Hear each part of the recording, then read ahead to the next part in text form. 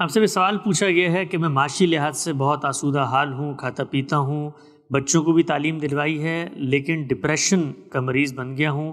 کیا اسلام میں ڈپریشن کا کوئی حل موجود ہے؟ ڈاکٹرز کے پاس جاتا ہوں تو ڈاکٹر دوا کے علاوہ کوئی دوسرا حل نہیں بتاتے۔ کیا ایک مسلمان اپنے آپ کو ڈپریشن سے بچا سکتا ہے؟ مسلمان ہو یا غیر مسلم ہو، جس طرح آپ کو جسمانی بیماریاں لاحق ہوتی ہیں، اسی طرح ذہنی اور نفسی بیماریاں بھی لاحق ہوتی ہیں۔ ان سب چیزوں کا علاج مذہب نہیں بتانے کے لیے آیا، ان کے لیے آپ کو ان کے ماہرین کی طرف رجوع کرنا چاہیے۔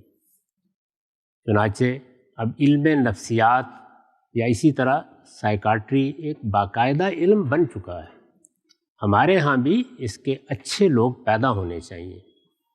لوگوں میں ڈپریشن، زندگی سے بیزاری، حقائق سے گریز، اس طرح کی بہت سی چیزیں اس زندگی کے نشیب و فراز سے گزرتے ہوئے پیدا ہو جاتی ہیں۔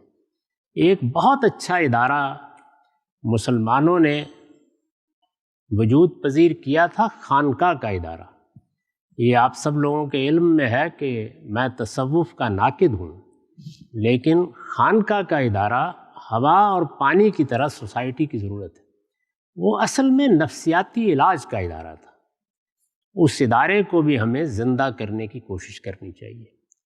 اس میں شبہ نہیں ہے کہ اس وقت زندگی جو صورت اختیار کر چکی ہے، جیسی دوڑ لگی ہے، اور ہمارے جیسے ملک جس طرح پیچھے رہ گئے ہیں، خود ہمارے گھروں میں، اولاد میں جو زندگی کی تیز رفتاری نے فاصلے پیدا کر دیے ہیں، وہ ذہن پر، نفس انسانی پر اثر انداز ہوتے ہیں۔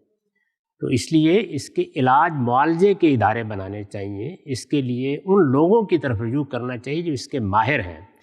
مذہب اس طرح کی چیزوں کا علاج کرنے نہیں آیا۔ سر درد کے لیے ڈسپرین کھانی پڑے گی، نماز سے کچھ نہیں ہوگا، اطمینان رکھیے۔ تو اس لیے جہاں بھی کوئی نفسی بیماری ہے، جسمانی بیماری ہے، سب سے پہلے علم کی طرف رجوع کریں اور اس کا علاج کرائیں۔ البتہ ہر موقع پر اللہ سے دعا کریں، یعنی علاج کرانا یہ آپ کی ذمہ داری ہے، اور علاج مؤثر ہو جائے، کامیاب ہو جائے، وہ اللہ کے اذن سے ہوگا۔ اس کے لیے اللہ سے دعا کریں۔ مذہب دعا سکھانے آیا ہے، وہ اللہ سے تعلق کا اظہار ہے اور اللہ سے درخواست ہے، وہ ان چیزوں کے علاج سکھانے کے لیے نہیں آیا۔ تو آپ اس کے لیے بھی باقاعدہ طریقے پر اچھے لوگوں سے رجوع کریں، اور سوسائٹی کی سطح پر ہمارے پورے معاشرے کو سوچنا چاہیے کہ کیا ہم خانقاہ کو زندہ کر سکتے ہیں۔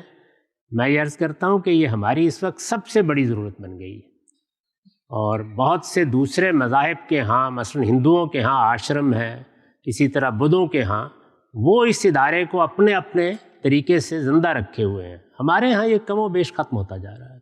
اس کو زندہ کیجیے۔ یہ اس طرح کے معاملات کا بہترین علاج تھا۔